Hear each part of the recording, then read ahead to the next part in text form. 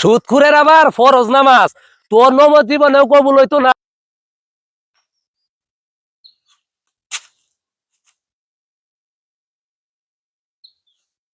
আরে বাপু, তুমি আবার এ পড়ছো। তোমার যে কালকে কথাটা কয়ে দিলাম, এই সহজ জিনিসটা তোমার মাথাত কেলে ঢুকে না, আমি এটা বুঝতেছি না।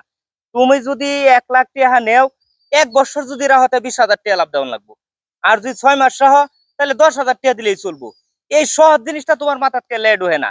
আরেকটা জিনিস কয়ে লোয়া বালা, পরে হারা জিনিস বালা, আগের ঝামেলাই বালা, পরে ঝামেলা মজা লাগে না। তোমার 2 মাসের লাভ অগ্রিম দেওয়া যেমন লাগবো। যদি তোমার ফুরসে বাপু আইও, না হলে তুমি যাও কাছে।